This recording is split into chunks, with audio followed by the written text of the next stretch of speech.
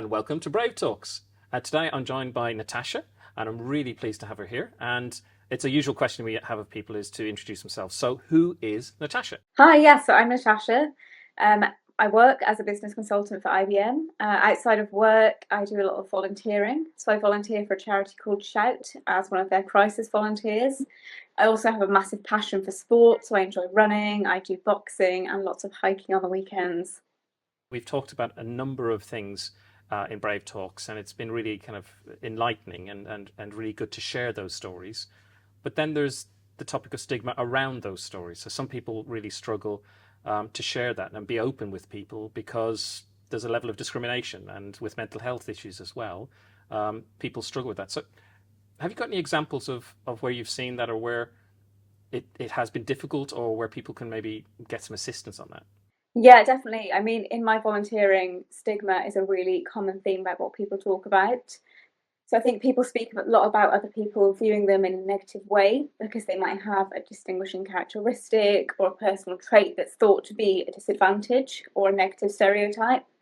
And then these kinds of stigma then lead to that discrimination. And that might be obvious and direct, such as someone making a negative remark about a mental illness or treatment, or it might even be unintentional. And that's a lot of what I hear. So something more subtle, such as someone avoiding someone because person might assume that they're a certain way.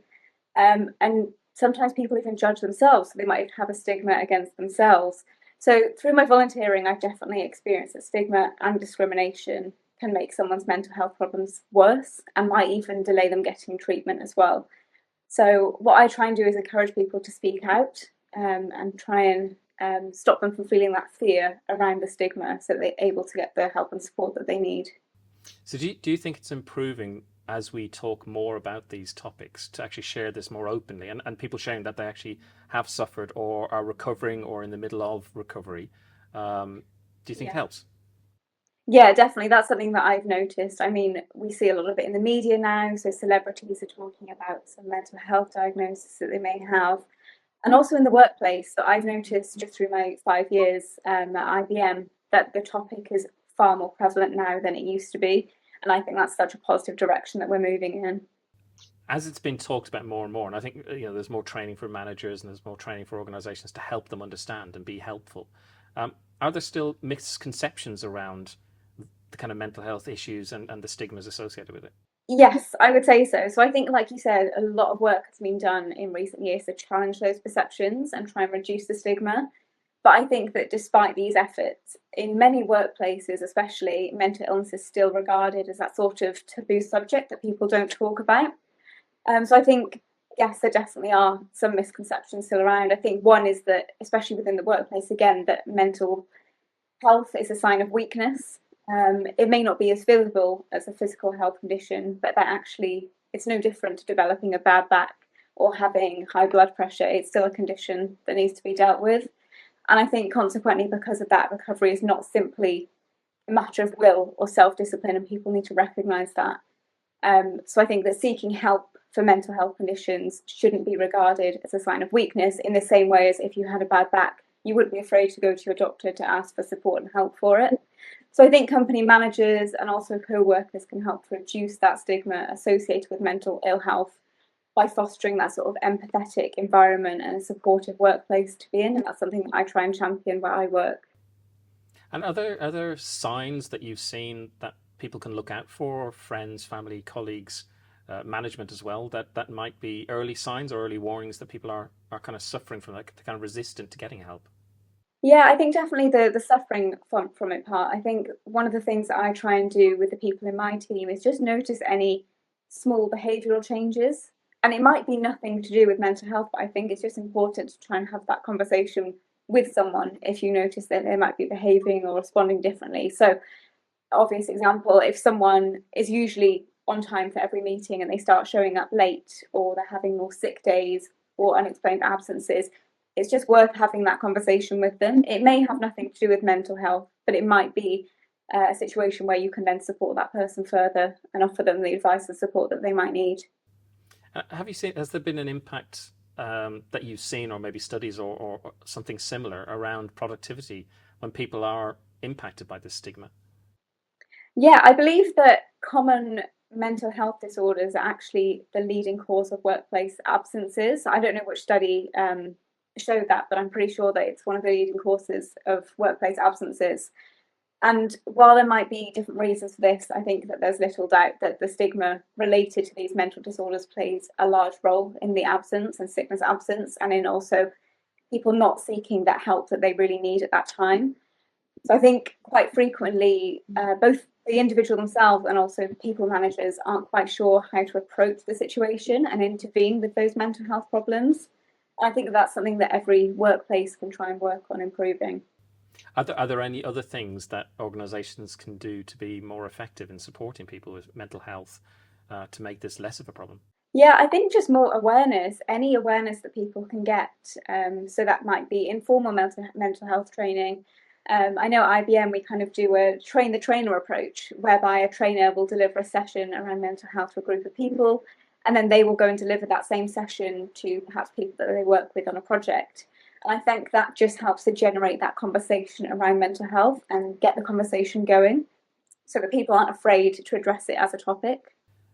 Is there a change as generations are moving forward? Is the stigma linked to people's work experience and the length of time they've been working, or is it changing? Do you think with the maybe early professionals being more open? I'm just wondering what have you seen and what's the kind of balance? Yeah, I would definitely say that some kind of early professionals are leading the way in terms of these conversations, and I think that that is great. They're passionate about the topic, and they're also not afraid to speak up about it. And I think that's really helping to influence perhaps the older generations who were in work during those times where there was greater stigma attached to mental ill health, and the conversations weren't open and they weren't had because of fear of repercussion.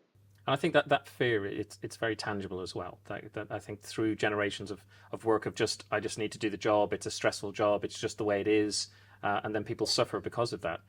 Is there any messages that you can say that would help people kind of address that? Maybe again seeing those early warning signs on a personal level. Yeah, I would say I really like the saying, I will be stronger than my sadness. And I think that's just a really important reminder to anyone at time.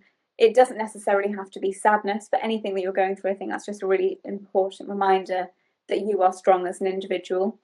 So that's something I like. Also, in my volunteering, one of the questions I really like to ask is what has kept you going despite feeling how you're feeling? And I think that draws you back to rethinking about that purpose in your life and what you can give to others and also give to yourself in terms of happiness.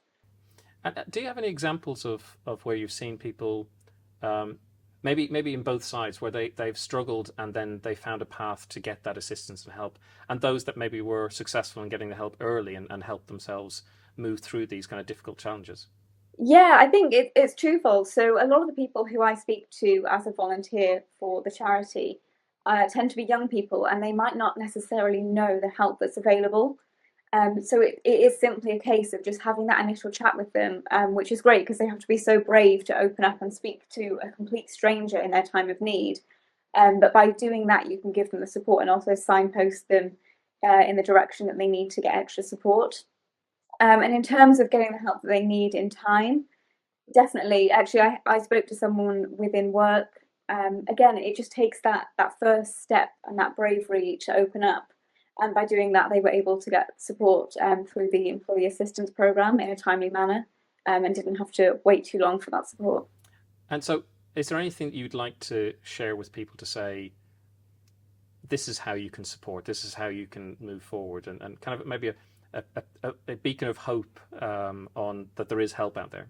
Yeah, I think on a personal level, as I suppose like a call to action for everyone is just to listen. I think listening is one of the greatest gifts that we can give to other people. That's just our time to listen and notice the people around you, notice how they're interacting with you, and try and notice how they're feeling because you could be that person. You could be that first step for that person then to receive the support that they need if you just notice that perhaps they're not okay or they're not behaving how they used to.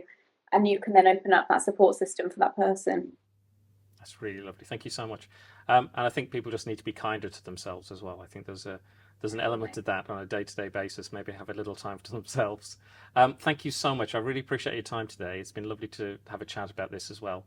And I think this topic around stigma is so important, because I think people do struggle to be open and share, because they feel like there might be repercussions to that. So it's been great to chat to you. Thank you very much. Thank you, and thanks for getting the conversation going around this. And thank you for joining us on Brave Talks, and hope to see you in the future.